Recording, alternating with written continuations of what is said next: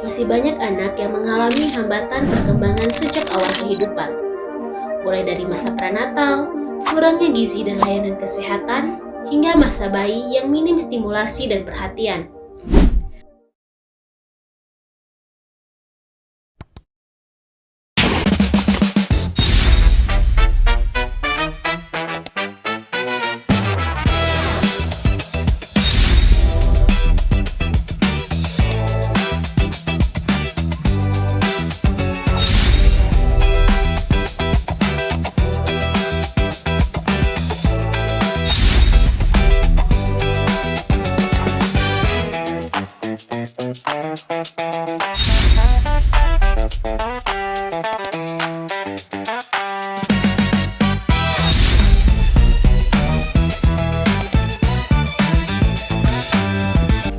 Assalamualaikum warahmatullahi wabarakatuh.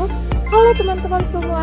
Jadi, pada kesempatan ini kami akan mempresentasikan makalah kelompok kami yang berjudul Perkembangan Prenatal, Implementasi Masa Bayi dengan Perkembangan Peserta Didik dan Perkembangan Masa Kanak-kanak.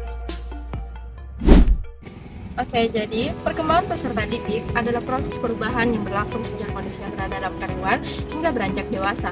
Proses ini meliputi proses perubahan fisik, kognitif, sosial, emosional, dan moral yang saling sangat berkaitan. Menurut John Winthrop, perkembangan adalah pola perubahan yang dimulai sejak masa pembuahan hingga manusia bertumbuh dewasa.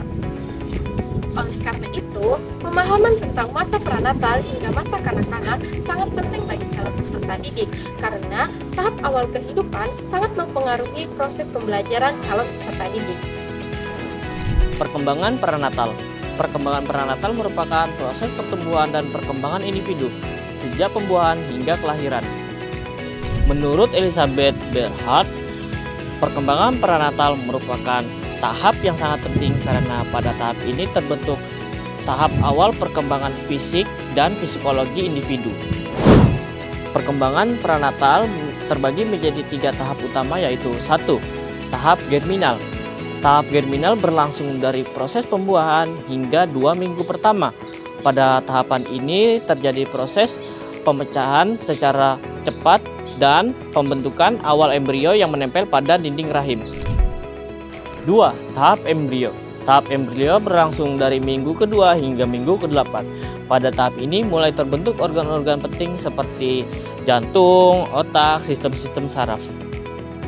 Tahap ini merupakan tahap yang paling sensitif terhadap lingkungan seperti penyakit, obat-obatan, dan kekurangan gizi. Sekarang kita akan masuk ke tahap yang ketiga, itu tahap janin. Tahap janin berlangsung sejak minggu ke-8 hingga kelahiran. Pada tahap ini terjadi pertumbuhan tubuh yang pesat dan penyempurnaan organ-organ yang terbentuk sebelumnya. Selain tahapan perkembangan, ada beberapa faktor juga yang mempengaruhi perkembangan prenatal. 1. Kesehatan ibu. Kesehatan ibu hamil sangat mempengaruhi perkembangan pada janin. Penyakit seperti TBC dan diabetes dapat menyebabkan kelainan atau bahkan gangguan pada bayi. Kedua, gizi ibu. Janin sangat membutuhkan nutrisi dari ibu. Kekurangan gizi pada ibu dapat menyebabkan bayi lahir rendah atau dapat menyebabkan kematian. Yang ketiga yaitu 3. Penggunaan bahan-bahan kimia. Penggunaan obat-obatan, alkohol, dan rokok berbahaya bagi janin bisa menyebabkan cacat atau gangguan perkembangan hingga kelahiran prematur pada bayi. Keempat, kondisi emosi ibu. Stres, cemas, atau takut berlebihan dapat mengganggu aliran darah ke janin sehingga meningkatkan risiko prematur atau gangguan kesehatan pada bayi. Dan yang terakhir yaitu paparan radiasi atau sinar X. Paparan radiasi dapat merusak sel dan gen janin, menyebabkan cacat atau keguguran. Penggunaan sinar X harus dihindari kecuali sangat diperlukan dan diawasi oleh dokter. Kita masuk kepada bagian yang kedua, yaitu implementasi masa bayi terhadap perkembangan peserta didik. Nah, masa bayi berlangsung ketika bayi baru lahir hingga berusia sekitar 2 tahunan. Pada periode ini, bayi akan mengalami perkembangan yang sangat pesat, terutama pada aspek fisik, motorik, pada aspek kognitif, dan juga sosial emosional. Menurut perkembangan kognitif yang dikemukakan oleh Jean Piaget, yaitu bayi berada pada tahap sensori motor, yaitu tahap ketika anak mulai mengenal akan dunianya melalui aktivitas sensorik dan juga gerakan tubuh. Contohnya, bayi mulai mengenal lingkungannya dengan kegiatan seperti melihat, mendengar, menyentuh, dan juga mulai berinteraksi dengan orang yang ada di sekitarnya. Nah, salah satu konsep penting pada tahap ini adalah objek permanens, yaitu bayi mampu memahami bahwa objek tetap ada meskipun tidak terlihat. Contohnya, bayi sedang menggenggam sebuah mainan, kemudian mainan tersebut jatuh, dan bayi akan melihat ke arah bawah, ke arah mainan tersebut. Hal ini menunjukkan bahwa bayi mulai memahami bahwa suatu objek tetap ada meskipun tidak berada di dalam genggamannya lagi. Selanjutnya yaitu perkembangan sosial emosional, yaitu Erik Erikson menjelaskan bahwa bayi berada pada tahap trust versus mistrust, yaitu pembentukan rasa percaya terhadap lingkungan. Seperti jika bayi mendapatkan rasa kasih sayang dan juga perhatian yang konsisten dari kedua orang tuanya, maka akan terbentuk rasa aman dan juga rasa percaya. Selain itu, John Bowlby juga menjelaskan bahwa hubungan emosional yang kuat yang terbentuk antara bayi dengan orang yang mengasuhnya disebut sebagai attachment atau kelekatan. Kelekatan inilah yang membuat bayi menjadi lebih mudah percaya diri dan mudah beradaptasi dengan lingkungan sosialnya. Selanjutnya kita akan membahas beberapa aspek pada masa bayi yang akan mempengaruhi perkembangan peserta didik. Yang pertama yaitu pembentukan kelekatan emosional. Hubungan yang hangat antara bayi dan kedua orang tuanya akan membentuk rasa aman. Yang kedua, stimulasi sensorik dan juga motorik. Hal ini dapat dilakukan dengan aktivitas seperti bermain, mengambil benda, dan juga melakukan sentuhan sehingga dapat membantu pembentukan koneksi saraf pada bayi. Yang ketiga yaitu perkembangan bahasa awal. Hal ini dapat dilakukan dengan interaksi verbal pada bayi, seperti mengajak berbicara, bernyanyi, dan juga membacakan dongeng sebelum tidur. Dan yang keempat yaitu pembentukan kebiasaan dasar. Hal ini dapat dilakukan dengan mengatur pola tidur, rutinitas harian, dan juga disiplin sederhana pada bayi. Selanjutnya kita akan membahas bahwa lingkungan keluarga memiliki peran yang sangat penting pada perkembangan bayi. Dimulai dari memberikan stimulasi yang tepat, memenuhi kebutuhan gizi, dan juga menciptakan lingkungan yang penuh rasa aman dan rasa kasih sayang. Baik, kita masuk ke materi selanjutnya, yaitu mengenai perkembangan masa kanak-kanak. Masa kanak-kanak merupakan periode perkembangan yang terjadi setelah masa bayi hingga sekitar usia 12 tahun.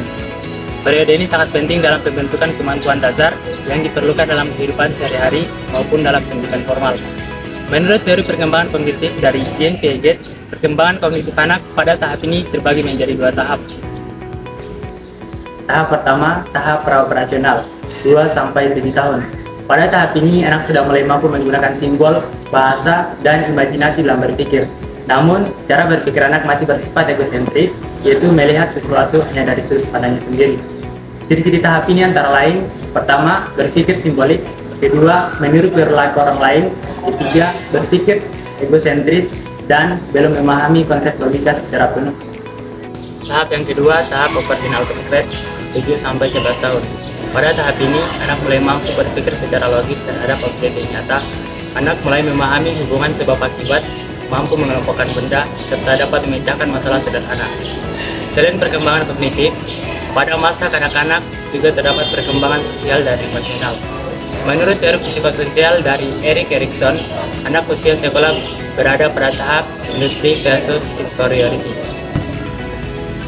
Pada tahap ini, anak berusaha menunjukkan kemampuan dan keberhasilannya. Dukungan dari guru dan orang tua itu sangat penting untuk membangun rasa percaya diri anak. Selanjutnya kita akan membahas perkembangan lain pada masa kanak-kanak yang meliputi pertama perkembangan bahasa, yaitu anak mulai menambah kosakata, mulai belajar menyusun kalimat yang kompleks, serta belajar menggunakan bahasa yang baik untuk berkomunikasi dan juga belajar. Yang kedua yaitu perkembangan sosial melalui interaksi dengan teman sebayanya. Anak mulai belajar bersosialisasi dengan teman sebayanya, seperti bermain bersama, bekerja sama dalam kelompok, kemudian juga belajar untuk menghargai orang lain. Dan yang ketiga yaitu perkembangan emosional. Pada tahap ini, anak mulai mengenali dan mulai mengelola rasa emosinya, seperti rasa senang, sedih, marah, dan juga kecewa, sehingga membutuhkan dukungan orang tua dan guru agar dapat mengendalikan kontrol emosinya. Dan yang keempat yaitu perkembangan moral. Perkembangan moral berkaitan dengan bagaimana anak memahami tentang nilai, moral, dan juga aturan baik di lingkungan sekolah maupun di lingkungan keluarga. Anak juga dapat memahami bagaimana membedakan antara tindakan yang baik dan juga tindakan yang tidak baik, serta memahami konsekuensi dari tindakannya. Sekarang kita masuk pada bagian keempat, yaitu relevansi perkembangan awal dengan pendidikan. Pemahaman mengenai perkembangan prenatal, masa bayi, dan masa kanak-kanak sangat penting dalam dunia pendidikan. Kondisi perkembangan awal akan sangat mempengaruhi kesiapan belajar, kemampuan beradaptasi, serta keberhasilan akademik anak. Pendidikan yang efektif harus disesuaikan dengan tahap perkembangan peserta didik. Guru perlu memahami karakteristik perkembangan anak agar dapat merancang pembelajaran yang sesuai dengan kebutuhan dan kemampuan mereka. Dengan memberikan stimulasi yang tepat sejak dini, anak dapat berkembang secara optimal baik dalam segi kognitif, sosial maupun emosional. Sebagai kesimpulan, perkembangan peserta didik adalah proses yang berlangsung sejak masa prenatal, masa bayi, hingga masa kanak-kanak. Setiap tahap memiliki peran penting dalam kesiapan belajar dan kepribadian anak. Masa prenatal merupakan dasar pembentukan organ tubuh dan sistem saraf. Masa bayi ditandai dengan perkembangan sensori motor dan pertumbuhan kelekatan emosional. Sedangkan masa kanak-kanak merupakan periode penting dalam pembentukan kognitif, sosial, dan moral. Oleh karena itu, pemahaman tentang perkembangan anak sangat penting bagi calon peserta didik agar menciptakan proses pembelajaran yang sesuai dengan perkembangan anak secara optimal.